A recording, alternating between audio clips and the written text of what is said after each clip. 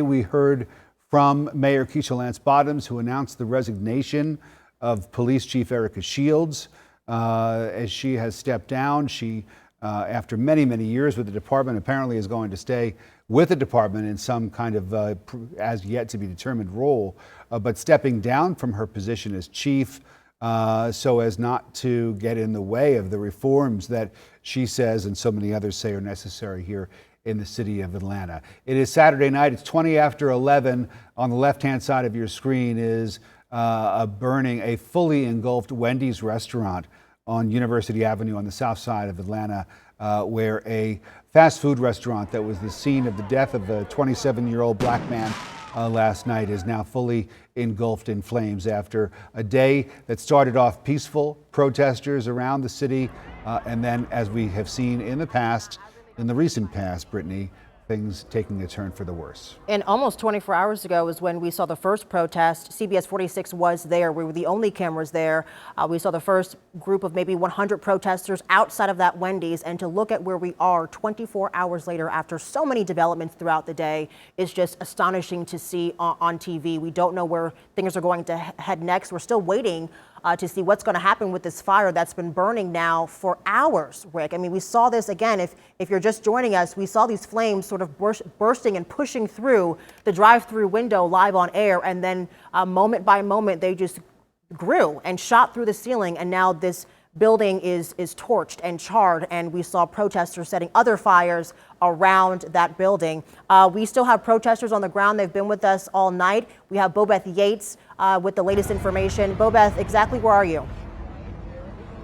We're still at University, just where the entrance of 75 is. You can see we have a lot of officers in the area. Literally just a moment ago, this entire street was blocked with protesters' cars. They were going car by car, knocking on the doors, telling them to get back in their car, or they were going to arrest them. And if you can see right here, the highway is still shut down as folks are starting to kind of congregate around it. And this down here is University. On the other side of this is where that Wendy's is and where most of the protesters are. You can see, if you could zoom in, that's where a lot of people are actually kind of congregating. But we are not allowed to go past this. Highway patrol is blocking the road. There are some people that are trying to, to see how far they can get as they walk. But for the most part, officers were telling us not to go down there and trying to turn us around. So I think you kind of have to have a reason to continue going down that street. But it seems to me that there's a lot of people, not protesters, just standby-bys trying to see what's going on out here, Brittany. And, it doesn't seem to be violent right here, but it's definitely a lot of people. There is a police presence, and, it just seems like a lot of people just are gathering, trying to see what's going on. And earlier today, you can see the frustration from the people here. And earlier today, the attorneys that represent the family were also frustrated. They kind of spoke to me and they were saying that they're just tired of having to do this.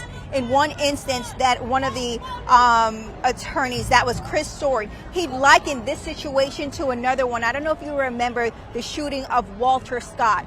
Apparently, Chris Stewart represented Walter Scott a couple years ago, and it was a similar incident where Walter Scott was running from police, and he somehow they had a scuffle with a taser, but he started running away. That officer in that Walter Scott incident was actually turned himself in and was prosecuted for shooting and killing Walter Scott. And they said this is so similar to that. This is a situation where a taser was involved, the person was fleeing the scene, and they were really frustrated that they're once again having to deal with this and, just keep going back and forth with, officers and the deadly use of force in incidents what they claim is not necessary. But I'm going to send it back to you as, folks, again, continue to gather back here.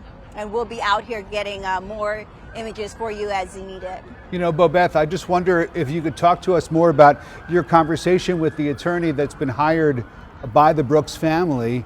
And we heard a little bit of sound from him a few moments ago where he talked about the fact that, you can't say that taser that he had fired was lethal force because you yourself, the attorney was saying to the police department, I guess, say that that is not lethal force. Tell us more about that, because I think that as people watch the different angles of this terrible scene unfold, and they see Rayshard Brooks obviously running away, but then also turning around and holding that taser, and there is a bit of a spark that seems to come from that taser. I don't know whether that's from him firing it, but that's something that a lot of people are going to sort of hone in on and say, well, wait a minute, this officer may have been trying to defend himself. Go ahead. Yes, Rick, that is definitely a point that was made. Now, but there's two issues that were brought up. The first one, as you mentioned, they're saying a taser is not deadly use of force. It's not made to be deadly use of force. And in the past, when someone has died out of the use of a taser, they've lost cases because the defense the officers raised was that was not the intent. It was not deadly use of force, and it is not something that usually can kill you unless you have some other issue going on, medically. Now, the other thing they raised was they're saying that the time between where the taser was actually deployed and the time when the gentleman turned was just too short for that to be the reaction. The attorney said that they kind of felt as if, if the gentleman was trying to taser the officer, one, it would have been impossible because the distance between where the officer was and where he was, the taser couldn't reach him. But also that the second officer that shot, saying that he reacted too quickly, the time between where that the Brooks raised his hand to turn and the time between the officer shooting does not align. So they seem as if it was almost already in play, is what they're saying. But again, this is what the attorney representing the family is saying. Sure, and I'm glad that you clarified that.